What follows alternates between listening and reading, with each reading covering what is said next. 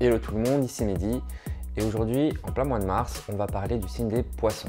Alors, le signe des poissons, c'est le troisième signe d'eau du zodiaque.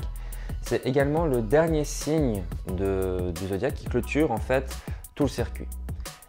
Donc, les personnes qui sont nées sous le signe du poisson sont généralement des gens qui sont assez émotionnels, comme tous les signes d'eau, mais eux par contre, ils sont très expressifs. Enfin, dans la majorité des cas, ils sont très expressifs. Il y a des poissons qui ne sont pas du tout expressifs, mais globalement, la plupart des poissons sont très expressifs dans leurs émotions.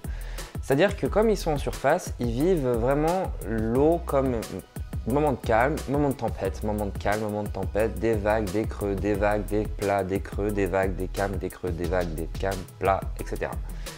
En fait, ils vivent les choses à la hollywoodienne. C'est-à-dire que, on prend l'exemple, ils tombent amoureux.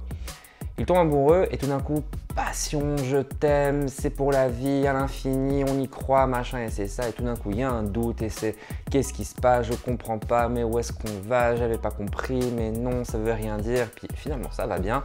Ah, c'est super, j'y ai plus cru, allez, champagne, on y va, machin. Bref, je donne l'exemple par rapport à un cas de l'amour, mais c'est pareil pour la famille, pour les amis, le travail. Ce sont des gens en fait qui se laissent trop submerger en fait par les émotions et qui n'arrivent pas vraiment à prendre du recul sur les choses. Et donc du coup, ça crée vraiment des situations qui peuvent être très abracadabrantes.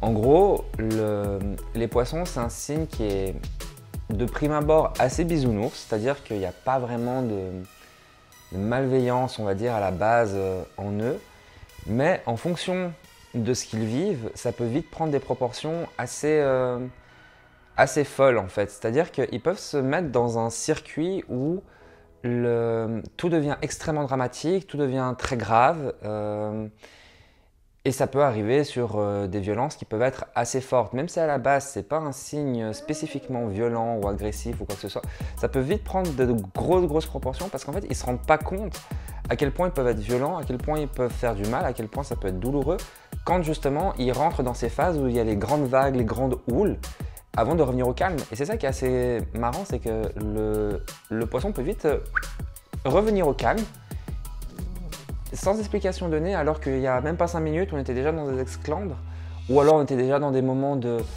euphorie grandiose et tout d'un coup on revient au calme, tranquille, tout doux. Il y a cette espèce d'ambivalence et de rapidité du niveau émotionnel chez le poisson qui est assez forte. Voilà, donc grosso modo un peu comment fonctionnent les poissons.